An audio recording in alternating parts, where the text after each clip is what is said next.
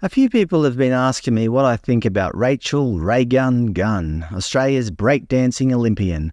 Well, first of all, I'm not here to criticise. That has kind of been done to death. And I'm not even criticising that. I'll get to that soon.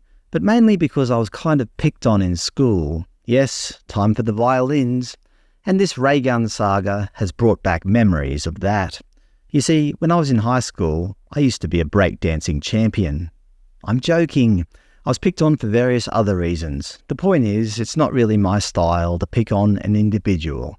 Now, I'm sure you can search through my history and find an example of me picking on somebody and then accuse me of being a hypocrite. Fine, I'm a hypocrite.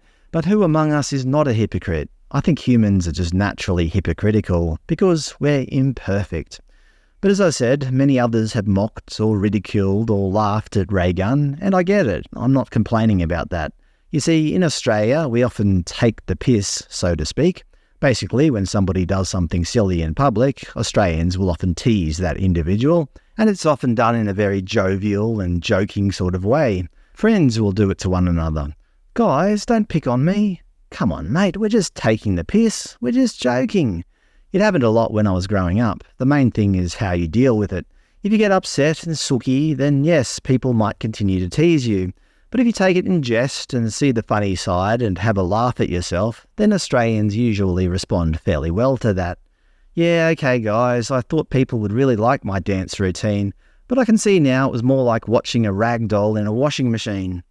But as I said, I'm not here to criticise. Who am I to comment on breakdancing anyway? It seems like it's a fairly subjective thing, although some people have argued that no, Raygun's performance was objectively bad, but I'm not here to debate that. Actually, I'd like to point out one positive thing that came out of Raygun's performance. I think I can confidently say that Raygun, rightly or wrongly, is now the most famous breakdancer in the world ever. And I don't think I'm exaggerating. Before the Olympics, I couldn't have named a single breakdancer. Obviously, I had heard of breakdancing, but I didn't know the name of a single dancer. Raygun, through her unique and unorthodox style, has brought breakdancing to the world stage. Even if she just inspires a few girls, or boys, to take up the sport, well, then something good has come of it. Of course, there's been debate about government funding with regards to Olympic sports and so on, but to be fair, there's lots of sports that get funding that I don't really like.